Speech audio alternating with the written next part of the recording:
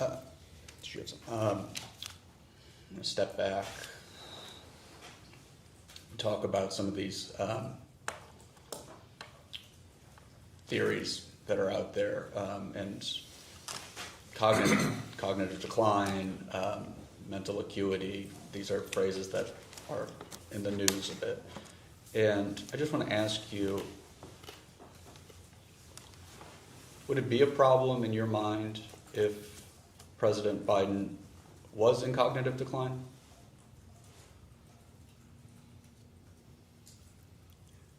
Well, you're asking me a hypothetical I didn't believe. I didn't believe it was in cognitive decline. I want to actually ask your thoughts on an article that I read this morning. I'll pass it out and give you as much time as you need to read it.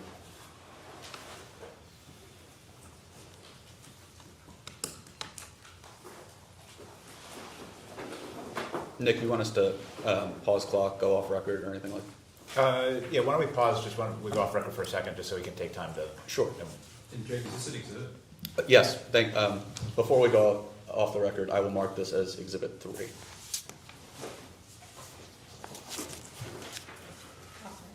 Off the record.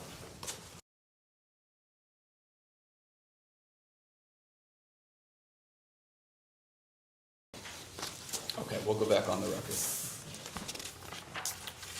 This is an article entitled, "What Kamala Harris's Decision Not to Run for Governor Means for 2028. It's from the New York Times, dated July 30th, 2025. I'm going to read from the second page, the last paragraph, actually. Ms. Harris, perhaps more than any other Democrat, would have to reckon with her support for Mr. Biden as his acuity deteriorated before the American public. She did not allow any daylight between herself and Mr. Biden while he was still running for re-election. Then, when she became the party's nominee, she said in an interview on The View that there was nothing she could think of that she would have done differently from him. Did I read that accurately, sir? Yes. What struck me is, when I read this isn't an opinion piece. This is just the New York Times news reporting on a current event. And it says, again, Mr. Biden's acuity deteriorated before the American public. Do you disagree with this reporting? That President Biden's acuity deteriorated in front of the American public?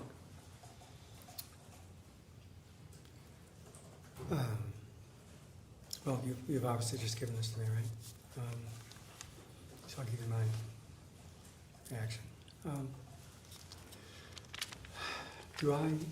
Yes, I do disagree with it. And I believe this story is reflective of a basic issue in this conversation. They assert something as a fact that I don't believe is a fact. They don't often back it up with any specific examples.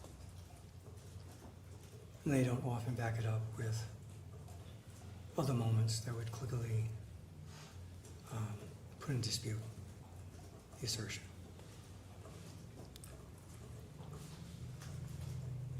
I think this conversation is very loose and ill-defined. As I've said,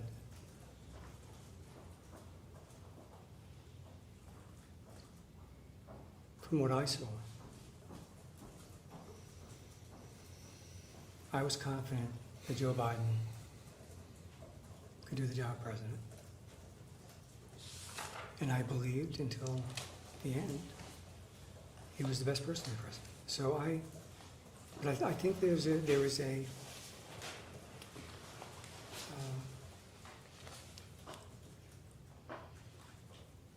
there is a narrative here that is built on,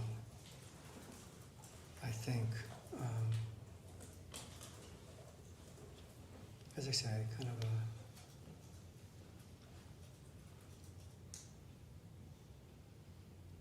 ill-defined definition of what they're talking about.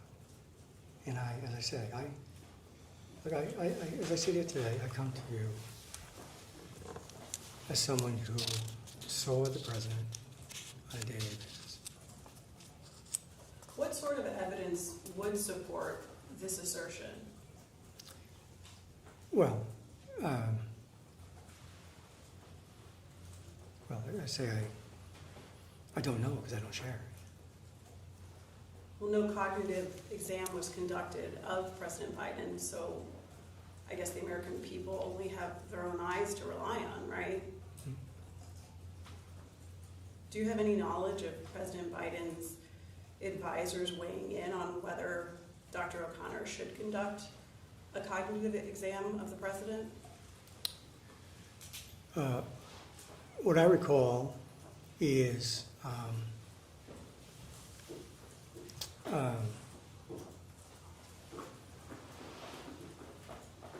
that at least from my perspective, I believe that was a medical judgment for Dr. O'Connor to make. I couldn't hear you. I believe that was a medical judgment for Dr. O'Connor to make. Are you aware of any of President Biden's advisors weighing in on the decision whether or not to conduct the cognitive exam of the president? Well, what I'm aware of, and I can't point to a specific conversation, there was conversations about about a cognitive test. There were a number of press inquiries about whether the president would take a cognitive exam. And my view, at least, was that was a medical decision for Dr. O'Connor. Who was a part of those conversations? I can't name specific people other than it would have been, I think, the members of the senior staff. What was your opinion about whether an exam should be conducted? My opinion was this was a decision for Dr. O'Connor. Did any political advisors recommend having a cognitive exam? That I can't say. I don't know. I don't want to speak for someone else. Again, I come back to something I said a few minutes ago, which is, look, I think this is a very complicated issue. I think this term gets used. I often don't know why. And to my mind, an issue of acuity and cognitive decline is a medical issue for an expert to decide. Do you know if any political advisors expressed an opinion as to whether President Biden should or should not have a cognitive exam conducted?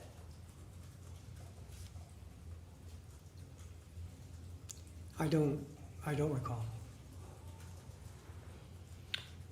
But you do recall that there were discussions among the members of the senior staff, is that correct? What I remember is that we were frequently receiving questions from the press about whether the president would take a cognitive exam. And there would be discussions about that, how to respond to that in the press.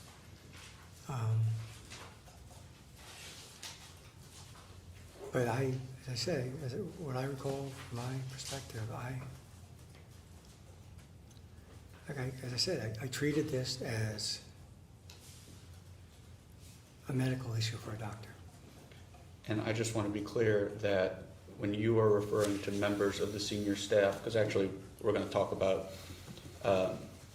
senior staff here in a second, but when you're talking about members of senior staff, would that have included Annie Tomasini?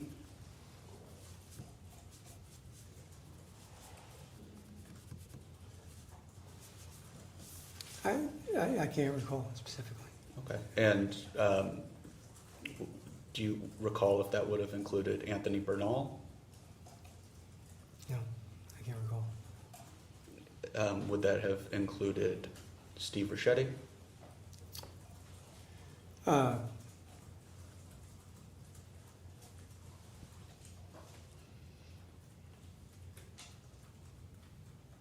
I would say that would be,